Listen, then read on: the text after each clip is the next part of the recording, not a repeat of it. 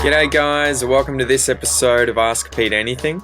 Sorry it's been a while since I've done one of these. I had an interesting question recently which made me think I should get back on it and start making these episodes again. So this question comes from Estefania from Spain, who asked, why are red kangaroos so ripped? Why are red kangaroos so ripped? And to be ripped, as well as the adjective buff, ripped and buff, just means to be muscly, to have a lot of muscle, well-defined muscle. If you're ripped, it tends to mean that you're incredibly lean and that you can see the muscles of the person really well. So they're like a bodybuilder. Bodybuilders tend to be very buff, which means they're big and well-developed. And then if you're ripped, it means that you can see the muscles really, really well as well. So yeah, if you have a look at pictures of red kangaroos, especially red kangaroo males, the big males, they tend to be ripped, like absolutely ripped. The same size arms as a human, you know, they're huge. They're huge guys. And what are the reasons for this? So male kangaroos, particularly grey kangaroos and red kangaroos, compete for control of a mob of kangaroos or a mob of females, and a mob is a group of kangaroos. So M-O-B, it means it's just a group word that we use for a group of kangaroos. And you can also use this for people. So especially in Australia, you might hear people refer to their friends as, hey, you mob, or oh, I'm just going to go out with my mob of mates. It's not especially common, but I definitely hear it from time to time, particularly if you go out in the country.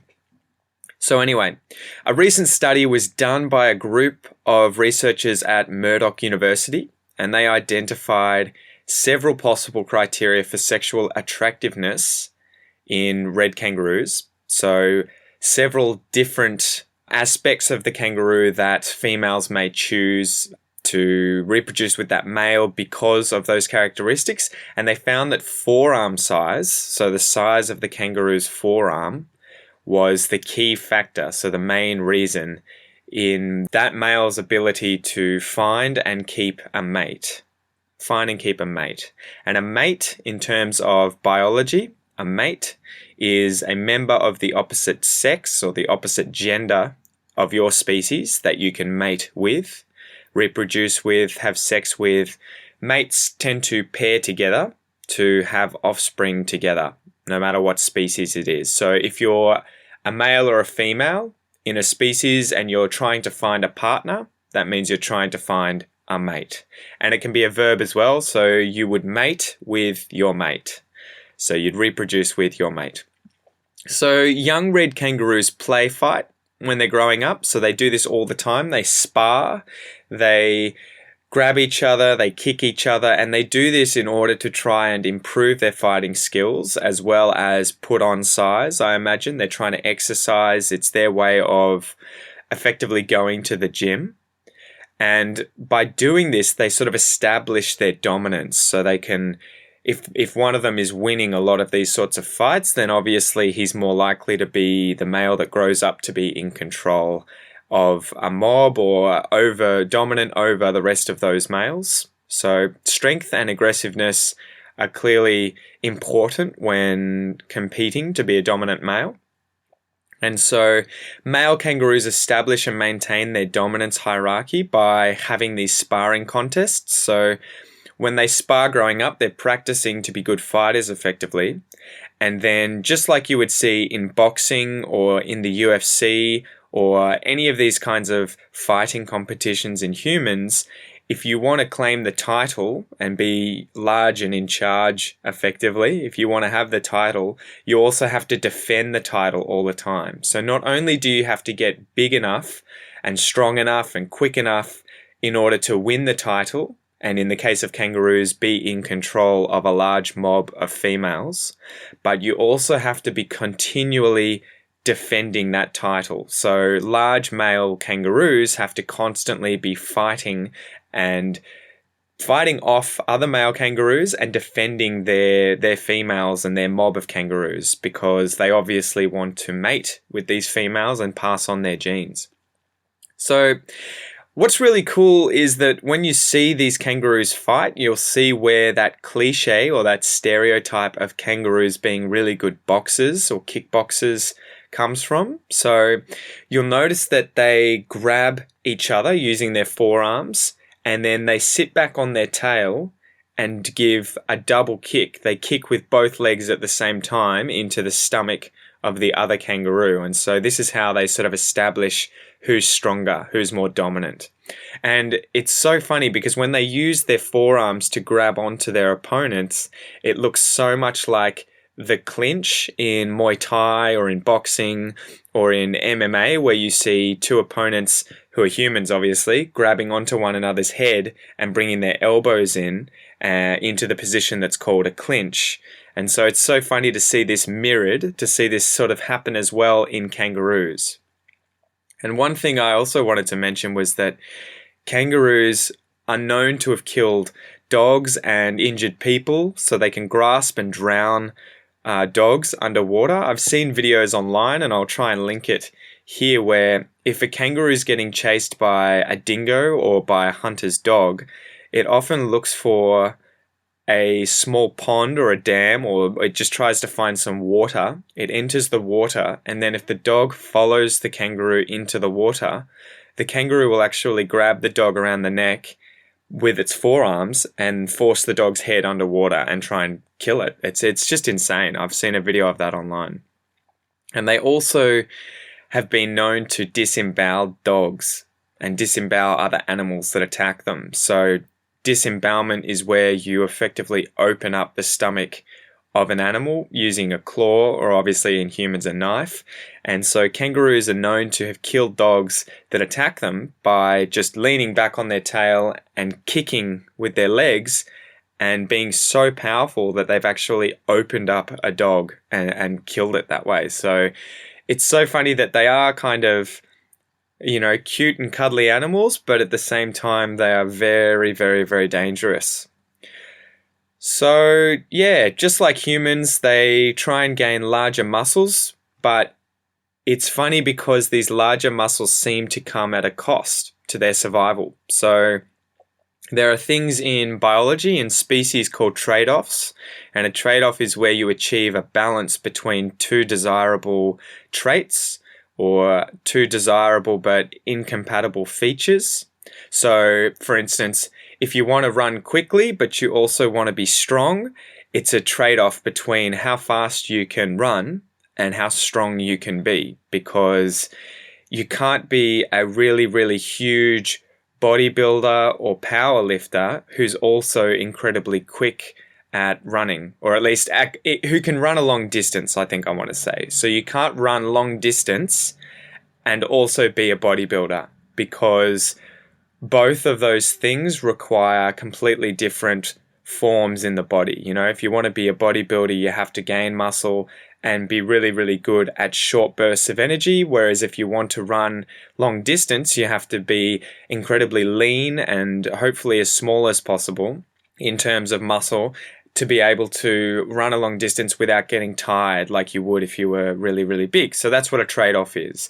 And in the terms of the kangaroo, the trade-off is being really, really big, really, really strong, and being able to mate with a lot of females because you control a mob. But the trade-off is that you don't live as long. So that's the trade-off. It's interesting that you can be big and muscly, and I guess humans are sort of the same. Bodybuilders don't tend to live to an age of 110. But in terms of biology, obviously, this doesn't matter so much, at least in terms of life longevity, because if you get to mate with a lot of females and pass on your genes, then it's not really important that you live a long time. Whereas if it requires you to live a very, very long time before you can pass on your genes, obviously you need to live a long time or you're not going to reproduce. So one last question you guys might have could be, how do they get so much muscle when all they eat is grass? So this is something that I always found interesting when I was studying biology. And it was like, why do herbivores, and herbivores are animals that only eat plants, why do herbivores tend to be able to get big and muscly, at least in terms of, species like cows or kangaroos here? they only eat grass, but some of them get huge. You see some of those bulls, those male cows that we use for meat, and they get massive, and all they're eating is grass. So herbivores have obviously evolved to put on muscle through diets that are solely based on plants, because that's all they eat, and they still need to produce muscles. And it's partly why they have to eat so much plant material. So there's several reasons why they have to eat so much plant material, and then this is why you see cows eating so much during the day, and the same with kangaroos and the same with koalas. They are pretty much always eating. And the reason for this is that in order to get the energy that they need to fuel their body, they have to eat a crap load of plant material because it's so low in energy, at least the single units, compared to, say, eating another animal as a carnivore would. 2, it takes a very, very long time to break down when they do eat it. So they have to eat it and then have it in their digestive system for a long time before they can get the energy out of it. And then obviously 3, they have to get the protein only out of that plant source. And so plants aren't particularly high in protein compared to, say, another animal that a carnivore is eating. And so that's also why they have to eat a lot of plant material. So I guess that's ultimately why red kangaroo males are so ripped and so buff. They grow up fighting. They fight to compete for control of females or a mob of kangaroos. And larger muscles are much more attractive to female kangaroos as they indicate a strong, healthy male worth mating with and having offspring with. So I might just define some of those words that we've heard again in this episode, just so that it gets a little more ingrained into your head. A trade-off was a balance achieved between 2 desirable but incompatible features, so it's a compromise, a trade-off. A mob is the group word that we use for kangaroos, so a mob of kangaroos, but we also use it in Australia to talk about a group of people. So you could say, hey, you mob, what are you up to? A mate in the case of biology is a sexual partner for an animal. And it can also be a verb, to mate with something, means to breed with, to have sex with, to copulate with, to reproduce with. Ripped means to have well-defined or well-developed muscles, so to be muscular. And if someone's ripped, especially in the gym, it means that they don't have a lot of fat on them. So they can be incredibly big and you can see all those muscles really, really well. Buff, on the other hand, means sort of the same thing, but you can be buff without being ripped. So what does this mean? If you're buff, it just means that you're big, you've got a lot of muscle, you're well-developed muscle, but you may have a thicker layer of fat under your skin, you might be a bit fatter, and so you can't see the muscles as well. So that you can be buff without being ripped, but most ripped people tend to be buff, meaning that they have large muscles whilst also being ripped. And I guess a few more interesting facts about red kangaroos. The species name is Macropus rufus. Macropus rufus. So the genus name at the front there is Macropus. Macropus. And this means long foot. Macro means long. Pus means foot. And this is Latin. And rufus means red. So long foot red is what Macropus rufus, the species name for red kangaroos, means. They're distributed all throughout the arid zone in Australia, and the arid zone, if something is arid, it means that it's a dry environment that doesn't get a lot of rain. So the arid zone or the arid environment in Australia is the desert, so the central part of Australia. And the red kangaroos are found all throughout the central part of Australia. So they're not only the largest species of kangaroo, they're also the largest living marsupial, so the largest existing marsupial in the world. And their legs work like rubber bands, so when a kangaroo hops, it's their Achilles tendon like we have in our body as well, and this tendon stretches as the animal comes down on their feet, and it builds up potential energy, which allows them to then leap, jump, or hop forward. And when they do so, they can cover up to 8 to 9 meters in a single jump. and they can jump as high as 3 meters, which is pretty insane. You know, if you think of a 3-meter board that divers jump off, these kangaroos can jump 3 meters high. The average kangaroo, or the average roo, as we call them in Australia, is 1.5 meters high, which is about 5 feet. But males can get up to about 1.8 meters high, which is my height, 5.9 feet tall. And they can weigh up to 91 kilos. 91 kilos. So almost 100 kilos. They're getting close to 100 kilos, some of these males. And that just goes to show just how big they are. I weigh something like 75 kilos. So a large male kangaroo, a large male red kangaroo, could weigh more than me. And just to finish last, they can hop up to 65 kilometers per hour, which is 40 miles per hour. 65 kilometers per hour, 40 miles per hour. To put this in perspective, Usain Bolt, the fastest man in the world at the moment, his record for fastest foot speed, so the fastest speed at which he can run on flat land, is 44.7 kilometers per hour. So that's almost 20 kilometers. It's more than 20 kilometers slower than a red kangaroo can hop. And 44.7 kilometers per hour is 27.8 miles per hour. So almost 30 miles per hour, almost 45 kilometers per hour.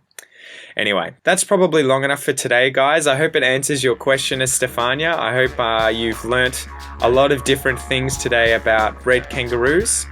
And if you guys have any other questions that you would like me to do an Ask Pete Anything episode about, again, it can be about anything you like, whether it's kangaroos in Australia, about something you just want me to find out or to research and then answer and make an episode about, then feel free to message me or comment on something on Facebook or on the website, and I'll do an episode as soon as I can. Until next time, guys, all the best.